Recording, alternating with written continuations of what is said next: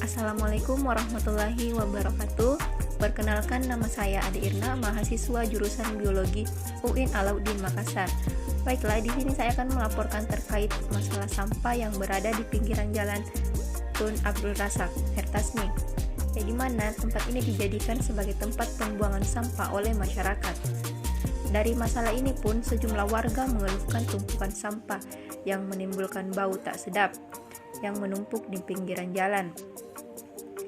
Tidak dapat dipungkiri, dengan bertambahnya penduduk, semakin hari masalah sampah semakin menjadi besar. Hal ini jelas dari perubahan modernisasi kehidupan dan perkembangan teknologi, di mana aktivitas manusia meningkat. Semakin beragamnya aktivitas, maka beragam pula jenis sampah yang dihasilkan, terutama sampah yang berasal dari rumah tangga.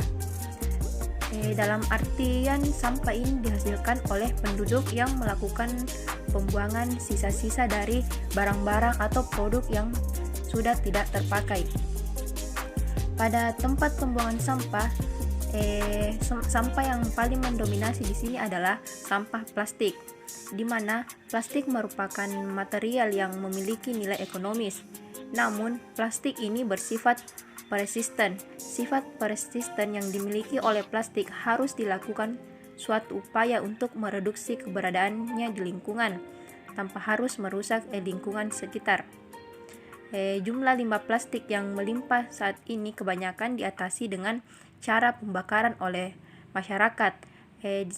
Dengan pembakaran ini akan menimbulkan pencemaran lingkungan.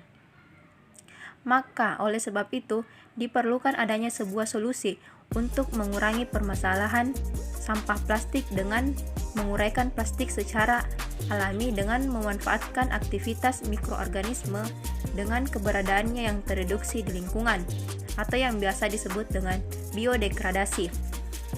Jika permasalahan sampah tidak diatasi, maka akan menjadi potensi yang berpengaruh terhadap lingkungan. Hal ini berdampak terhadap kesehatan masyarakat dan menyebabkan lingkungan menjadi kumuh dan menjadi tempat binatang seperti lalat dan anjing untuk membawa penyakit. Potensi bahaya kesehatan yang ditimbulkan dapat beragam. Baiklah, itulah tadi informasi mengenai terkait sampah yang ada di pinggiran jalan Tun Abdul Razak.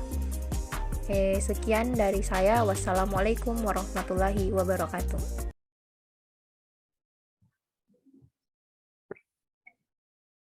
Baiklah, Assalamualaikum warahmatullahi wabarakatuh. Perkenalkan, nama saya Irna. Di sini saya akan menjelaskan tentang mikroorganisme pendegradasi limbah sampah plastik. Baiklah, ada pendahuluannya itu, sampah organik merupakan sampah yang membutuhkan waktu lama dalam proses pendegradasi. Banyaknya permasalahan sampah merupakan permasalahan yang sangat sulit ditangani karena kurangnya kepedulian masyarakat dalam pembuangan serta pengelolaan sampah adalah faktor penyebab utama dalam kesulitan penyelesaian masalah sampah di seluruh negara berkembang, terutama di Indonesia. Salah satu permasalahan tentang sampah adalah terbawanya berbagai jenis sampah di sungai oleh arus hingga terakumulasi di laut, termasuk sampah plastik. Plastik membutuhkan waktu sangat lama untuk terdegradasi oleh mikroba. Sampah plastik dapat dimusnahkan dengan melalui proses pembakaran. Namun, metode ini akan menghasilkan asap dengan kandungan CO2 dan dapat menyebabkan fenomena hujan asam jika terakumulasi di atmosfer dalam jumlah yang banyak. Pemanfaatan mikroorganisme pendegradasi sampah plastik merupakan salah satu solusi alternatif untuk mengatasi permasalahan sampah plastik yang lebih ramah lingkungan.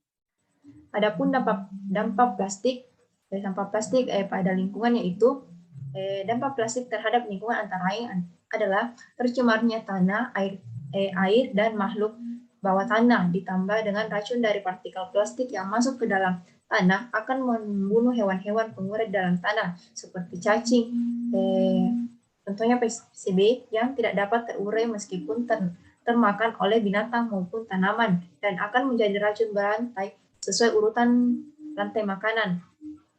Kantong plastik akan mengganggu jalur air yang meresap ke dalam tanah, menurunkan kesuburan tanah karena plastik juga menghalangi sirkulasi udara di dalam tanah dan ruang gerak makhluk bawah tanah yang menyuburkan tanah.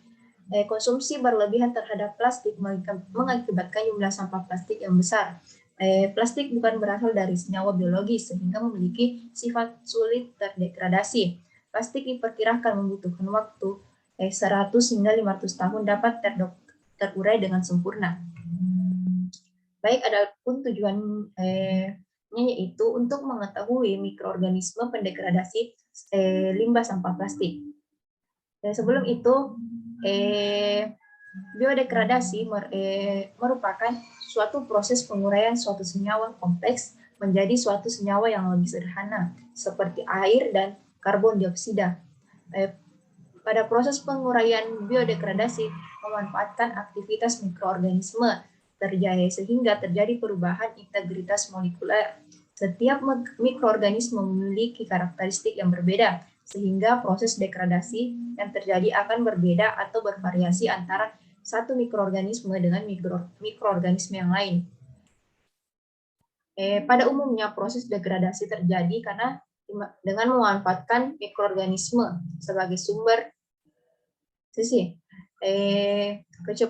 Kecepatan proses biodegradasi ini dipengaruhi oleh beberapa faktor. Di antaranya adalah kelembaban, jenis mikroorganisme, temperatur, pH jenis polimer, dan ketebalan polimer. Kondisi biodegradasi yang meliputi pH, temperatur, nutrien, dan mineral, serta kelembaban harus menyesuaikan dengan jenis mikroba yang digunakan sebagai biodegradator.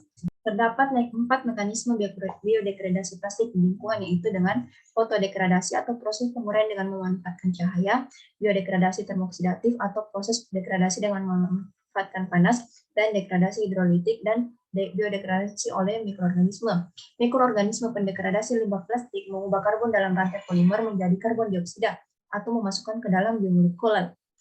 Proses biodegradasi yang terjadi mengakibatkan limbah plastik menjadi rapuh, pecah, dan menjadi bagian yang lebih kecil, hingga rantai polimer pada limbah plastik memiliki berat molekul yang cukup rendah untuk dimetabolisme oleh mikroorganisme.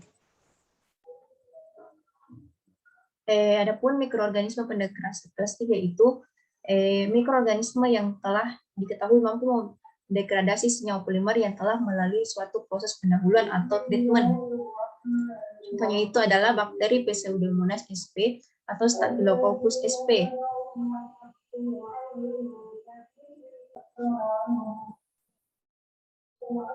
Kemudian mikroorganisme telah diketahui mampu mendegradasi senyawa polimer yang telah melalui suatu proses pendahuluan atau treatment.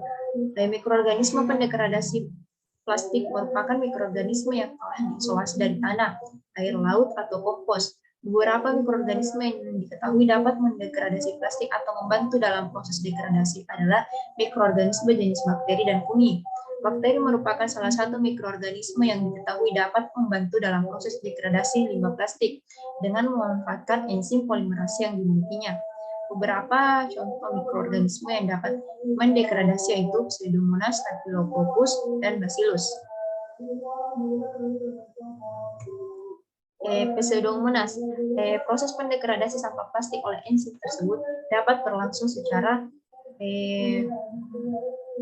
maksimal jika tidak terdapat inhibitor yang mampu menghambat aktivitas enzim lingkungan di sekitar bakteri Pseudomonas. Bakteri Pseudomonas aktif melekat membentuk biofilm di permukaan sampah plastik selama proses pendegradasian. Sampah plastik yang dapat didegradasi oleh plastik putih serta transparan.